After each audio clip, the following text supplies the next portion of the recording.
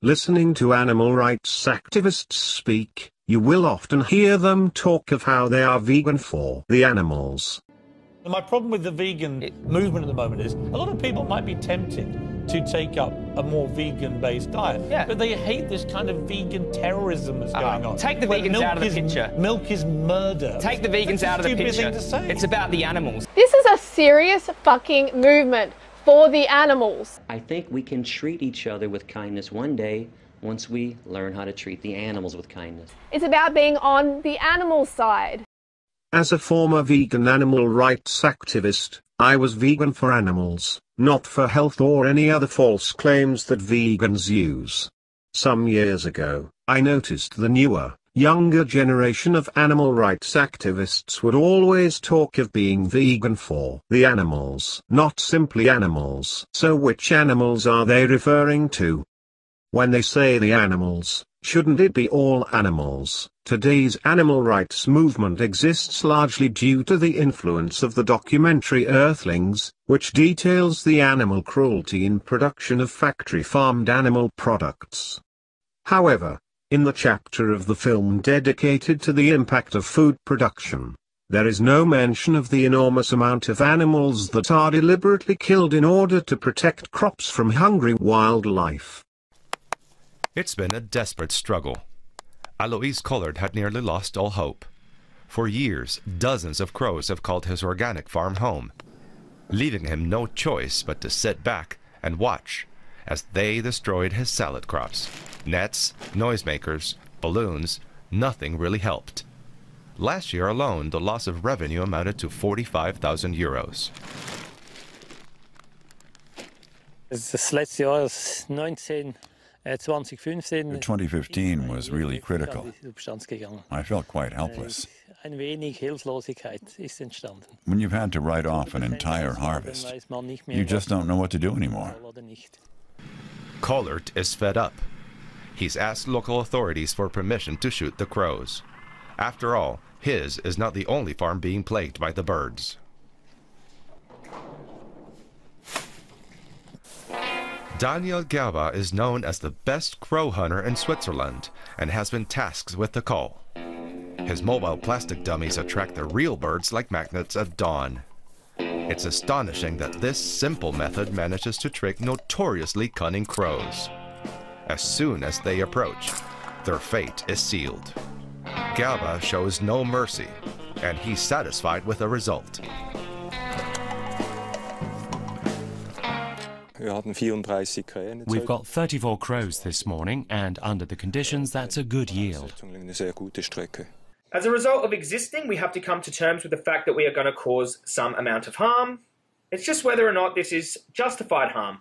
Now, to eat plants, plant foods, we are going to have to cause some amount of harm to insects and to surrounding wildlife, native animals, rodents, foxes, rabbits. Insects are killed directly. Now, there are accidental crop deaths and there are direct intentional crop deaths as well, with pesticides being sprayed on plants. For Jim Pritchard, it's planting season. The past few days have been long and hard, sowing corn seed. How many acres here? There's approximately 80 acres here. He's done for the day. Soon the sun will set, but by morning all his hard work could be ruined and his seeds stolen under the cover of darkness. 1 year and 2 nights I lost 18 acres. 18 acres in 2 nights? Yes, sir. And that's worth how much to you? That wound up costing me in lost yield about $9,000. But thieves are not the problem. And what has that problem been? Well, the pigs root up the corn seed after you plant it. Wild pigs, hogs annihilate corn, peanuts, beans, virtually any crop on Pritchard's 700 acres. This is evidence that they've been here? Yes, sir. That was overnight, last night. A few rows devoured. Hoof prints are in the dirt. This is nothing. I mean, this, if that's all there is, I'll be happy. Some mornings are much worse. Ruined crops as far as the eye can see. The USDA estimates there are about 4 to 5 million wild hogs in America, and they cause about $1.5 billion worth of crop damage a year. Pritchard is frustrated. He's tried everything to nurture his crops. To get it done, you need a few basic tools. You need your seeds. Yep. You need your tractor. You need sunlight and water. And apparently you need an AR-15 too. I need a good man with a good gun. I'm a good man and this is a great gun. He's Hal Schaus, and that's one of his 6 AR-15s. It is the gun of choice for hog hunters because it's light, easy to carry, and has little recoil.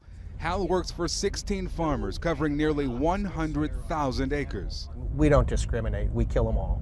A big boar, a mama with a bunch of little footballs, they all catch a bullet. I'm out 5 nights a week, 4 to 7 nights a week, depending on the season. If it, now they're planting, so I'm out almost 7 nights a week.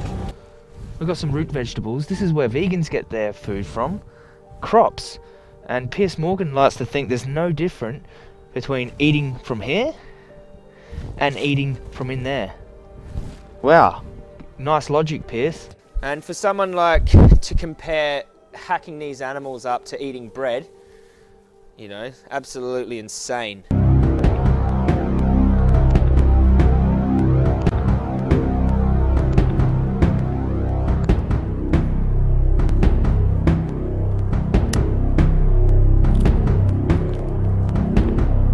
I'm ready.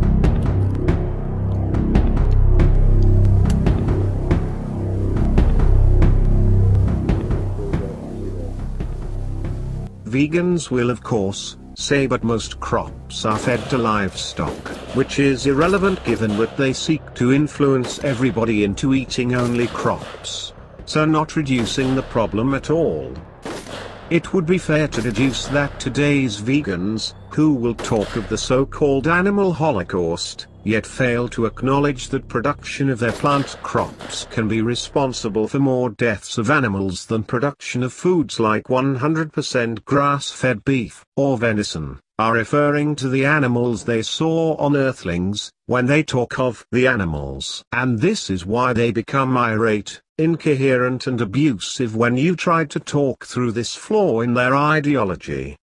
It is because they have not been educated as to how food is produced, and have only been shown examples of the deliberate killing and mistreatment of the particular animals they refer to as the animals. This is just one of the many ways in which well-meaning people have been duped into believing they are part of a push for a better future, when in reality they are pushing for a future of diseases caused by nutritional imbalance, as well as the wholesale destruction of the natural environment and the wild animals which we share it with.